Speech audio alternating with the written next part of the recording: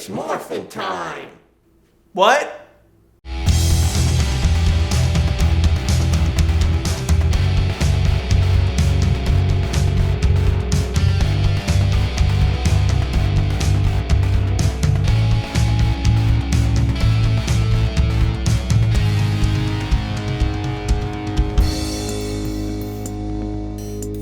Hey guys, and welcome to another Ranger Rant. I'm Archer9234. Today I'll be discussing episode 35 from MMPR season 3 titled Alien Rangers of Aquatar Part 2.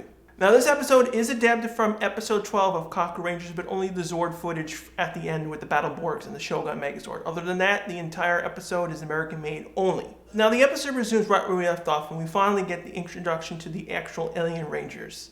Now, this is also the very first time we actually get to hear their voices. Now, for the show, the Alien Rangers speak with this kind of water reverbing effect, which is actually very kind of annoying. Now, when I originally saw the episode, I couldn't actually understand what half the time the Rangers were actually speaking. And another drawback is that when they're actually in their Ranger suits, you can't actually understand who is who. Pretty much all the guys sound alike. Now, while the Earth Rangers and Zordon are talking about the entire situation is that the planet Earth has been reverted back several years into the past. Now, this basically confirms that Earth has only been affected by this time travel incident. Now, this basically means that the Moon and the entire rest of the universe is still in their proper timeline. This does fix some issues where it basically means that the Moon was unaffected, and that's the reason why we still have Lord Zedd's lair being powered up in its normal state versus them being stuck to reuse Rita's palace in this case. Now, back in part 1, we also know that the Aquatar Rangers are fish/water-based people, that they need a specific amount of oxygen, water in order to survive on the planet. And of course, Earth is, heavily polluted, and it doesn't have that much water. Now, while this is going on, the Alien Rangers are also giving us another confusing plot issue with the time travel aspect of this arc. Now, of course, the Alien Rangers are Rangers. We have to assume they have some sort of function of Zords. So we get introduced to the Battle Borg Zords. Now, this brings up a very confusing issue. For one, the Battle Borgs pretty much look like the Shogun Zords. There's no explanation of why this happens. The obvious reason is because, again, the Alien Rangers are part of the actual series in Kaku Rangers. That's the reason why their designs share the same similarities. But since we're dealing with this time travel fiasco, they basically explain it away, meaning that the Alien Rangers have dealt with Ninjor in the past. But it's kind of confusing why the Alien Rangers get the Battle Borgs but no other Zords whatsoever, while the Shogun Zords and the Ninja Zords were left on Earth. There's really no good explanation to this. Now, another issue that crops up during this sequence is that we find out the Shogun Zords still exist. Okay, how did the Shogun Zords exist? Again, we understand that the power coin somehow protected the Rangers of their memories, but physical changes from the timeline are still reverted back to the way they were. So how did the Shogun Zords exist? Shouldn't they actually be locked away with Ninjor, because they obviously bring up the issue where Ninjor is still locked away at this, so why isn't the Shogun Zords locked away? Another issue that this time travel fiasco brings up is that how come they don't use the Dino Zords? Granted that the kids may not be able to use the Dino Zords for whatever reason, which is not really explained, but why can't the Alien Rangers use the Dino Zords at all? Now, another issue that people bring up about this arc is that since the Alien Rangers are foreign and they need their fish and they need a specific amount of water to survive, why didn't Zordon simply hire a temporary team to use the original Dino Zords and the original MMPR suits? Because at this point in time, the power coins should exist. They've been reverted back to the original Dino coins, yet Zordon never thinks of using another group of 5 people to use the coins at all. Now, once the Alien Rangers are finally brought up to speed on what has been happening to Earth and some basic knowledge of Zords, Alpha hands Billy a special video mirror in order to bypass the issue with the communicators. Now, why doesn't Billy just simply convert the communicators to not work on the power coins at all? I mean, in the beginning of the series, ignoring the whole fiasco where they changed how the communicator functions off the power coins, why doesn't just Billy simply revert everything back the way it was? Another issue with this scene is that it reminds everyone, how come the communicators still exist? Another thing that also kind of confused me is that Alpha handed Billy a special video mirror. How come this one little specific mirror is actually better than the communicators? Because the communicators only can function as audio. Billy should have been given this technology at the beginning of the series, and it actually adapted it inside the communicator too. Now, eventually the command center finally alerts the Rangers that there's actually a bomb outside of the command center. Now, fortunately enough, they do actually bring up the issues that why didn't the command center actually, alert them of Rito and Goldar's a presence. They actually covered this issue up with a minor explanation of the special beam they sent out to Aquatar overloaded their sensing abilities, and they didn't detect them until this point in time. Now, while this is going on, Billy is trying to explain to the other Rangers that, this is actually a bomb. But the weird thing, though, is that the characters are not scared one bit. I mean, Billy said there's a bomb outside of the command center that can blow it up. Alpha, none of the cast members, nothing are showing any signs of, being scared. Granted, the kids still have their memories and personalities of what they were as an adult. But still, wouldn't you get scared and nervous while there's a bomb outside ready to blow up?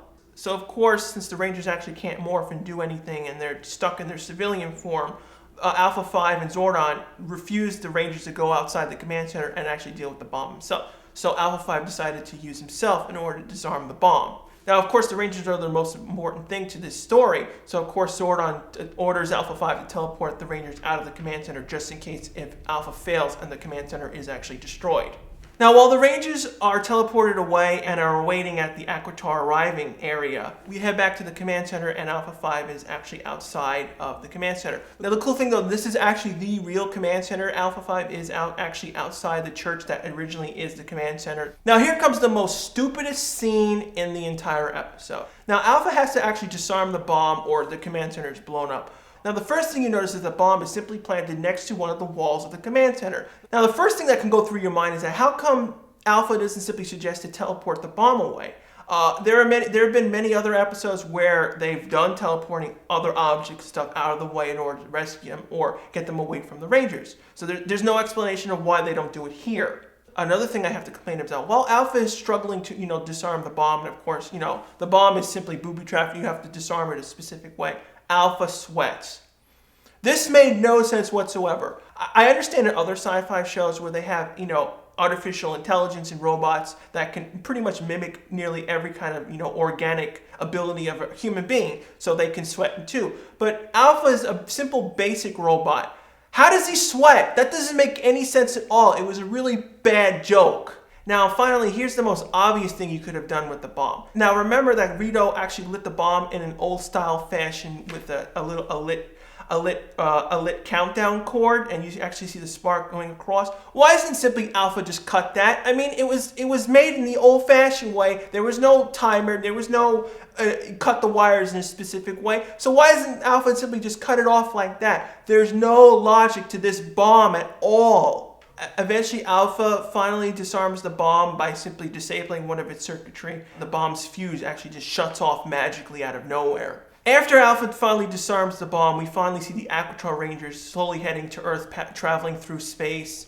And of course, Lord Zed, Rita, and everyone else feel their presence because, again, they dislike the feeling of good that's heading toward Earth. And of course, Rito and Goldar are sent down to Earth once again. Now, while the Rangers on Earth are waiting for the Aquatars to arrive, and as usual, Bulk and Skull always find the Rangers always at the wrong time while Rito and Goldar ambush the Rangers. Now again, Goldar and Rito and the Tengus trying to steal the power coins away from the Rangers. Now here comes another confusing thing. Now the Rangers and Zordon specifically said the Kid Rangers cannot use their powers anymore. So why do the Rangers carry the coins with them? That just makes them, prey, enemy target in order for them to get stolen again.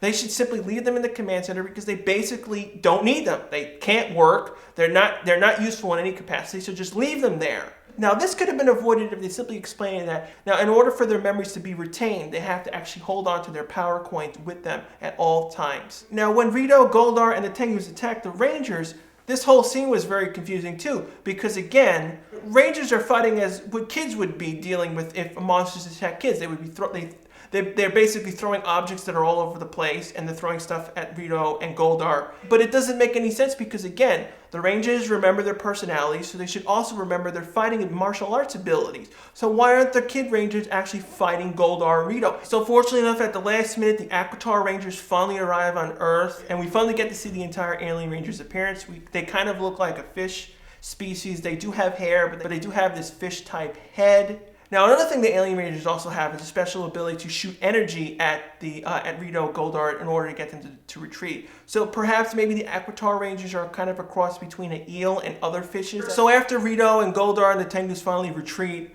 the Alien Rangers finally get introduced to the Earth Rangers, and of course, since they're foreign aliens, they're trying to understand Earth's culture and seeing their differences. So we're seeing that the Alien Rangers are trying to touch, feel like the clothing they have on, their hair and whatnot, and see the similarities and to see the differences. I personally actually do like this scene because a lot of times in PR, we always take granted that the monsters are kind of normal, aliens are kind of normal in the PR universe. So we usually don't see this kind of aspect where the aliens are kind of curious of human beings, and of course human beings are kind of curious to the aliens that often.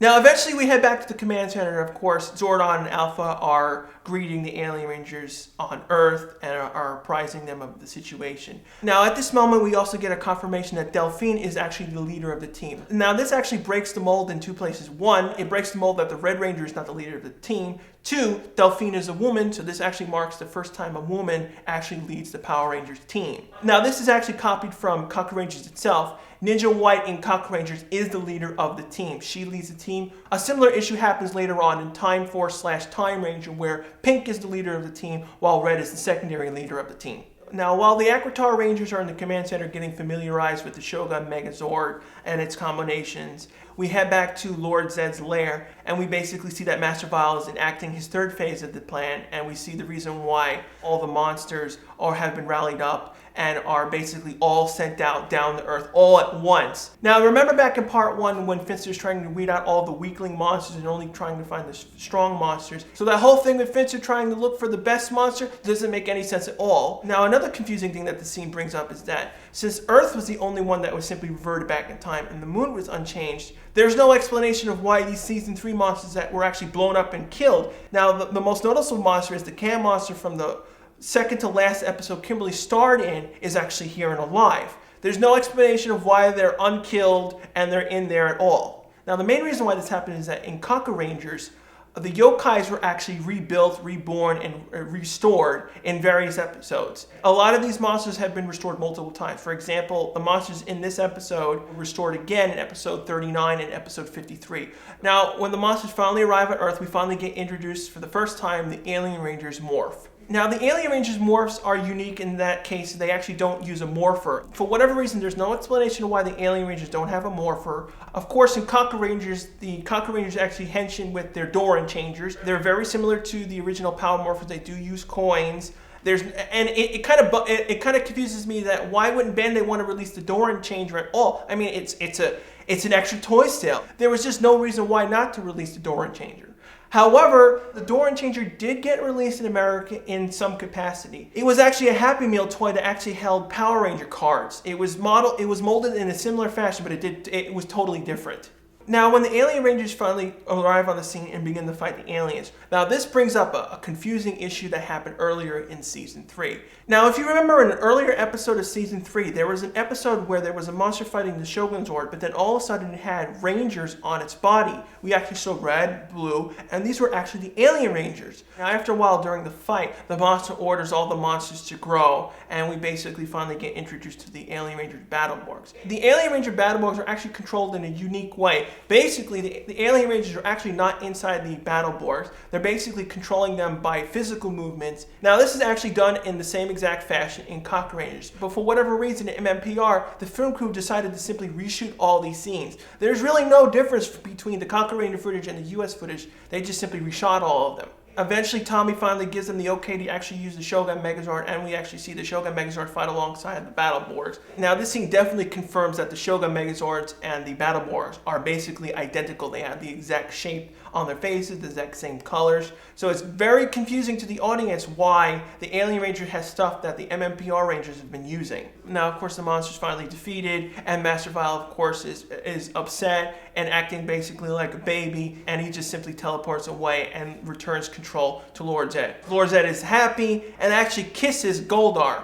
Now, I have to give this episode a 2 out of 5. I mean, it wasn't good. We still had to deal with the issues of the time travel stuff being very confusing. The Aquatar Rangers are really not, intriguing as much. Personally, the voice thing, it always annoyed me. I never liked how their voices sounded like water. A lot of times I couldn't understand them. You can't really understand who's who inside the suits because, again, we're not really familiarized with the other characters. Basically, the Alien Ranger team is comprised of Delphine, and that's really it. Hardly anyone else talks. We don't really know any personality of the Alien Rangers. Other than that, they're aliens, they're fish people, and they do all these weird quirky things with their hands. Another thing that confuses throughout the episode that the Alien Rangers knew Ninjor. This didn't really make any sense. Ninjor didn't mention that he had other powers and abilities at all. Just the Ninja Megazord and the Shogun Megazord. There's no explanation of why the Alien Rangers got the battle boards. It doesn't make any sense why the Alien Rangers look like the battle boards, look like the Shogun Megazords. And the worst thing for this episode is the whole bomb fiasco. I mean, it was cool that they were trying to do something dramatic in the episode. And it was also cool that we actually, dealt with the bomb. Because nowadays, a lot of times, bombs are not allowed to be said or even really seen in kids shows anymore. But it was totally stupid the way Alpha was handling it. One, you could have teleported the bomb away. It was not actually locked on to the command center anyway. It wasn't bolted to the floor or anything.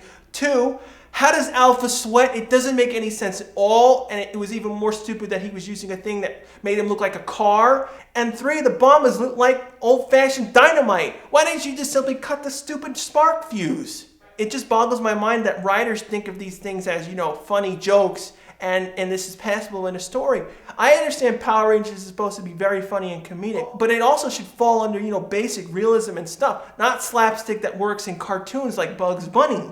What do you guys like about this episode? Do you like the Alien Rangers, how they're kind of unique because, again, they're aliens, they're fish people, and they kind of have all these quirky things and special energy and powers? Or do you agree with me that the episode was like confusing at points where the kids had no emotion, that there was a bomb near them, the kids really didn't do much, the Aquatar Ranger stuff and tech stuff with them doesn't make any sense how things work together, why the Shogun Zords still exist and not use the Dino Zords, is Zordon not finding other people to actually become Rangers temporarily. Of course, leave your comments below on what you think on this episode, and of course, leave your suggestion below on what future episodes you would like me to review. For next week's rant, I'll be discussing Shadow Part 1 from Power Rangers s.p.d. Thanks again for watching. I'll see you guys right back here next week.